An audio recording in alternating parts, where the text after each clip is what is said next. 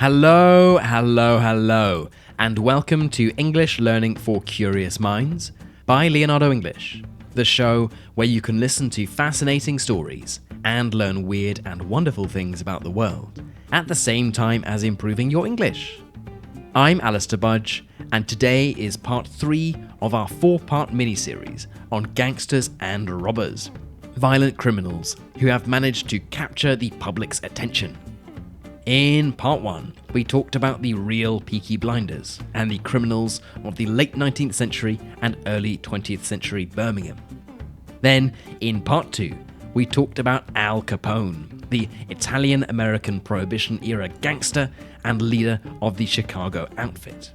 In part 4, we will talk about the Kray twins, a pair of identical twins who terrorized London's East End in the 1950s and 1960s.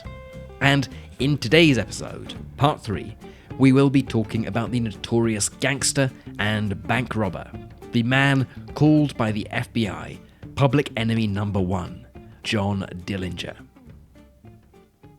Okay then, let's get started.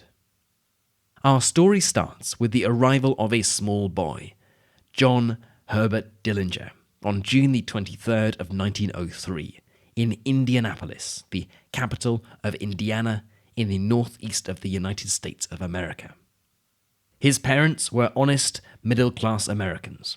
His father was a hard-working grocer, but a harsh, strict man who would often beat the young John if he misbehaved. Tragically, Dillinger's mother died when her son was just 3 years old. His father remarried 6 years later, but the young boy hated his new stepmother. Dillinger was, by all reports, very clever and charismatic, but a bit of a cheeky boy. He would play tricks on other people, and this turned into forming a small gang. The young boys wouldn't do anything terrible. They would play pranks and tricks on people in the neighborhood. Dillinger thought this was a lot more fun than sitting in a classroom, and he dropped out of school aged 16, getting a job in a metal workshop. However, he started to stay out all night, and this worried his father. He thought that the big city and the friends his son was making in the city were a bad influence on his teenage son, and that this small-time mischief would lead young John's life down a dangerous path. So, he moved the family out of Indianapolis, buying a farm in the countryside outside a small town called Mooresville, hoping that if the boy were removed from temptation, he would manage to stay out of trouble. Well, he was wrong. Dillinger continued to get in trouble, and before long, this turned from naughty tricks to literal crime. In 1922, when he was 19 years old, he was arrested for car theft. In order to avoid going to prison and to try to get his life back on track, his father pushed him towards the Navy. In 1923, he was assigned to a warship, but within a few months he had run away. His main duties involved shoveling coal into a large furnace deep into the belly of the ship, and Dillinger, well, he had bigger plans than that. After being dishonorably discharged from the Navy, in effect, sacked from the Navy, he returned to the small town his father had moved to, Mooresville, where he met a 16-year-old girl, fell in love, and married. His father must have no doubt been happy, because perhaps this was what the then 20-year-old John Dillinger needed to get his life back on track. He did, reportedly, try to live an honest life for several months, but struggled to find a job or anything resembling a normal rhythm to life. He joined a baseball team, but it was there that he met a former convict named Ed Singleton, who was to prove to have been a worse influence than anyone Dillinger had ever met in Indianapolis. They were drinking together one night when Singleton told Dillinger about a grocery store run by an old man. Singleton told Dillinger that the old man would be going home after a trip to the barber's, and would have all of the money the shop had made on him. He would be carrying it. Given that the man was old and would struggle to defend himself, it would be easy money. The plan was that Dillinger would go up to the old grocer and rob him, while Singleton would be waiting in a car down the street. It sounded like a decent plan to Dillinger. He got ready for the robbery, taking a pistol and a large machine bolt, essentially a large piece of metal machinery, with which he planned to hit the grocer over the head and run off with the money. It's not clear exactly what happened on that day, and there are differing statements about the sequence of events, but it's thought that when Dillinger approached the man, he turned around and confronted him. Dillinger fired his gun and then ran away, thinking he had shot and killed the elderly grocer. In fact, he hadn't, and the man survived. Dillinger ran down the road towards Singleton's getaway car, but Singleton was nowhere to be seen. He had driven away. Both Dillinger and Singleton were seen by eyewitnesses, and they were quickly arrested by the police. After his arrest, his father asked the local prosecutor what the best approach was to minimize his son's sentence. This local prosecutor advised Dillinger's father that, given his son didn't have a criminal record, if he pleaded guilty, if he said he was guilty of the crimes, then he would be given a lenient, a forgiving, a short sentence. Essentially, he would not have to spend a long time in prison. Dillinger's father persuaded his son to plead guilty, and as a result, he thought he didn't need a lawyer. The prosecutor had either been incredibly stupid or had tricked Dillinger's father. After he entered his guilty plea, he was sentenced to 10 to 20 years in prison. The judge had decided to make an example out of the young Dillinger and give him a harsh sentence. Singleton, on the other hand, pleaded not guilty. He said he didn't do anything, but he retained the services of a lawyer. Despite the fact that Singleton already had a criminal record, he was given only 2 to 14 years, of which he ended up serving only 2. Aged 21, Dillinger was thrown into Indiana State Prison and would remain incarcerated, would remain locked up for 9 years. From the moment he entered prison, he was angry, reportedly saying, "I will be the meanest bastard you ever saw when I get out of here." While in prison, he was popular with his other inmates. He was a skilled worker and would often do the work of his fellow inmates, which understandably made him some friends. The friends he made were, for the most part, seasoned criminals, and it was during his time in prison that Dillinger learned the ropes. He got an apprenticeship in the career of bank robbing. Robbing a bank successfully, Dillinger found out, was a lot more complicated than walking into a bank, pointing a gun at someone and holding out a bag for them to put money into. Dillinger and his friends studied bank robbing techniques that had been pioneered by an ex-Prussian army officer called Hermann Lahm. Lahm's techniques involved meticulous, very careful planning. You would study a bank carefully, make maps, make detailed plans. Everyone involved in the robbery would have a specific task and have to stick to it. It really was a military operation. Dillinger soon became an expert in the theory of bank robbing, and he planned to put his theories into practice with his new prison friends as soon as they got out. When he was eventually released on parole in 1933, after 8.5 years locked up, he found America in the middle of the Great Depression. Even if Dillinger had wanted a normal job and normal life, it was very difficult to find work for anyone, let alone someone who had spent the best part of the last 10 years in prison. So, as you might imagine, Dillinger returned to a life of crime. He first robbed a bank in Ohio, but was arrested shortly after and put in jail where he was to await trial.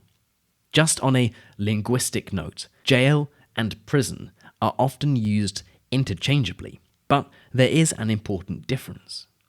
Jail is the place where suspected criminals are held before they are sentenced, or where people convicted of minor crimes are held, and a prison is the place where more serious criminals are held after they have been sentenced. So, Dillinger was in jail awaiting trial. When he had been arrested, police had searched his pockets and found a map that looked like it was a map of a prison. It looked like it was a plan for a prison escape. Dillinger claimed he didn't know anything about it, but then just 4 days later, his old friends from his previous prison escaped using exactly the same plans that had been found in Dillinger's pocket. A few days later, some men came to the jail where Dillinger was being kept. They told the sheriff that they were prison officers and they had come to return Dillinger to Indiana State Prison, the prison where he had been serving his sentence for the robbery of the grocer. When the sheriff asked to see proof that these men were who they said they were, one of the men pulled out a gun and shot the sheriff dead. Of course, they weren't prison officers. They were Dillinger's friends from prison who had come to save him, now ready to rob some banks together. Let's just pause for a moment to remind ourselves of John Dillinger's life so far. His mother had died before he was 4. His father was a violent bully. He had fallen in with a bad crowd and then tried his luck at being a sailor. When that didn't work out, he tried his first robbery and was caught. This was all before his 21st birthday. He then spent almost 9 years in prison, where he met some of the most professional bank robbers in America, and was released in the middle of the Great Depression. What's more, his young wife had divorced him while he was in prison. Then he was broken out of jail while he was awaiting his sentence. He was now on the run from the police, and if he were caught again, he might easily spend another 10 or more years in prison, not getting out before his 40th birthday at best. Dillinger and his gang got to work robbing banks, first robbing police arsenals, stores of police weapons and armour, where they managed to steal machine guns, bullets, and bulletproof vests. The bank robbers' starter kit, you might say. They moved around the country frequently, but as their fame grew, they had to be more and more careful. The police knew their identities. Their pictures had been printed in the newspapers, and they were far from anonymous. They found this out the hard way when they were staying in a hotel in Arizona in January of 1934. A fire broke out in the hotel they were staying in, and the firemen who came to put out the fire recognized the men from their photos. The police were called, and Dillinger and his men were arrested. Now facing long jail sentences, and perhaps even the death sentence for the murder of the sheriff, things weren't looking good for Dillinger and his gang. However, Dillinger was not only an intelligent and resourceful man, but he was also very talented with his hands. Remember, he spent time working in a metal workshop as a teenager. He managed to get a piece of wood and whittle it down, sculpt it down to the shape of a gun. He then painted this fake wooden gun black, and when the time was right, he jumped on one of the guards and pointed this fake gun at him. The guards believed it was real, then opened up the cell door, and Dillinger and his men managed to escape, taking with them the guards' weapons. Now, up to this point, only local police had been involved. Dillinger's crimes were state-level crimes, not federal crimes. So the FBI, or what was then simply called the Bureau of Investigation, hadn't been involved. Dillinger's mistake was to steal a car and drive it across the Indiana-Illinois border, the border between the state of Indiana and the state of Illinois. And With that simple act, he had committed a federal crime, a national crime. He likely didn't know this, but it's a federal offence to transport a stolen motor vehicle across state lines. And this meant that the federal government could now get involved in the case. This was bad news for Dillinger. The last thing you want as a bank robber is the FBI on your tail. Several of Dillinger's fellow gang members were caught by the police. Dillinger, however, was not. He teamed up with new criminals, and his crime spree continued, terrorizing banks across the American Midwest from 1933 to 1934. There was a strange public interest in the robberies that his gang were committing. They would make front-page news, and there was a lot of interest in the techniques that the robbers had actually used, including reportedly posing as a salesperson for an alarm company so they could get access to the vault, through to pretending to be a film crew looking for locations for a movie about bank robbers. Dillinger's reputation grew, and he became a sort of Robin Hood figure in the public eye. Remember, we are right in the middle of the Great Depression here. People blamed the banks for the situation, and a man who was robbing from the banks, especially one as photogenic and reportedly as charismatic as Dillinger, was someone to be admired. The FBI, I should add, had refuted this image of Dillinger as a Robin Hood character, writing that he was a violent criminal whose only motive was getting rich. Now, returning to our story, by this time, Dillinger had a new girlfriend, a lady called Evelyn Frechette. She wasn't actively involved with the bank robberies, but they travelled everywhere together. On multiple occasions, police officers almost caught them, turning up at apartments they had rented with fake names. But they were either too late, or Dillinger and Frechette managed to escape in the nick of time, just before being captured. By the summer of 1934, after multiple close shaves, multiple close encounters with the police, with his face all over the newspapers, and being named public enemy number 1 by the FBI, Dillinger decided it was time for a change. It wasn't time to stop robbing banks, certainly not. It was time to change himself. He had tried to dye his hair a different colour and grow a moustache, but he was still recognizable. He underwent amateur plastic surgery to change his appearance, and when he re-emerged, he went by the name of Jimmy Lawrence in an attempt to avoid being recognized as John Dillinger. On June the 30th of 1934, remember, this is still only just after a year after he was released from prison on parole, he committed his last bank robbery, in which a police officer was shot and killed. By this time, Dillinger's gang had robbed 12 separate banks, stolen $300,000, which is today's equivalent of around $6 million, and killed 10 people in the process. Less than a month after his last robbery, police received a call from a lady called Anna Sage, who said she had information about Dillinger's whereabouts. She was an immigrant from Romania, whose real name was Ana Compañas, and had been forced to work as a prostitute for a Chicago mob boss. She was now a madam. She ran a brothel, but she had got on the wrong side of the US Immigration Service.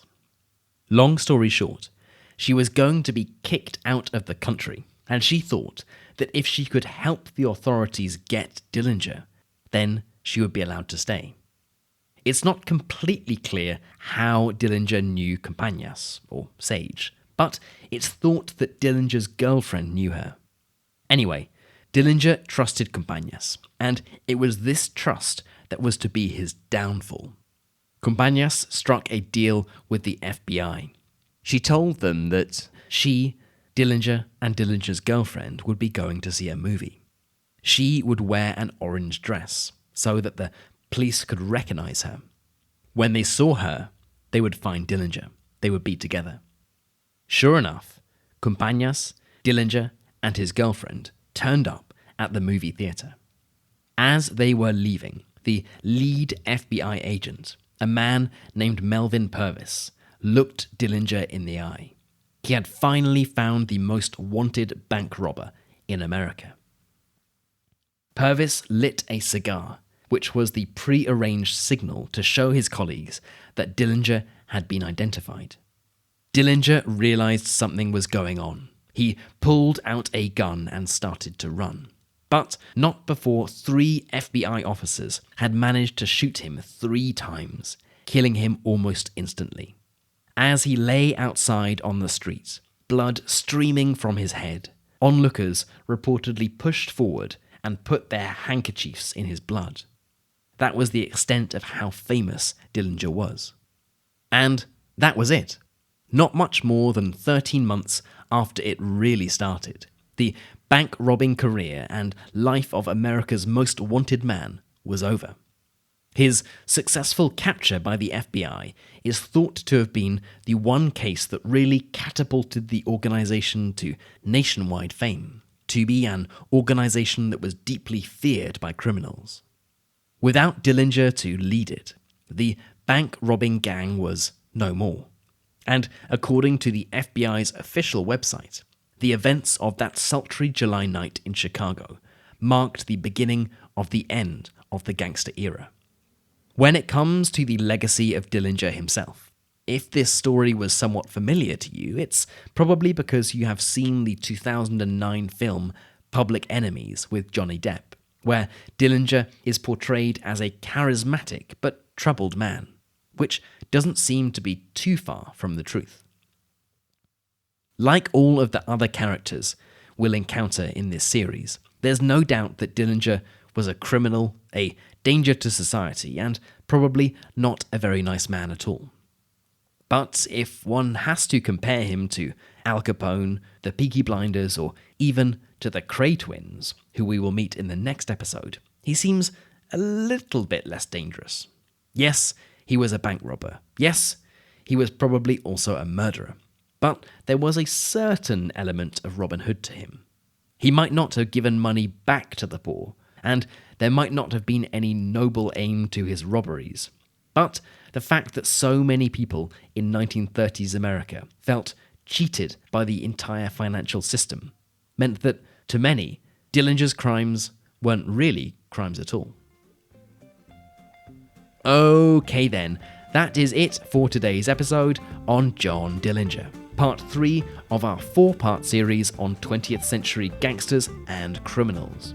As a reminder, in part 1 we heard about the Peaky Blinders, part 2 was Al Capone, and next up, part 4 will be on the Cray twins. As always, I would love to know what you thought of this episode and of this mini-series in general. How do you think John Dillinger compares to the Peaky Blinders, Al Capone, and the Cray twins? Better, worse, or just different? I would love to know. You can head right into our community forum, which is at community.leonardoenglish.com, and get chatting away to other curious minds.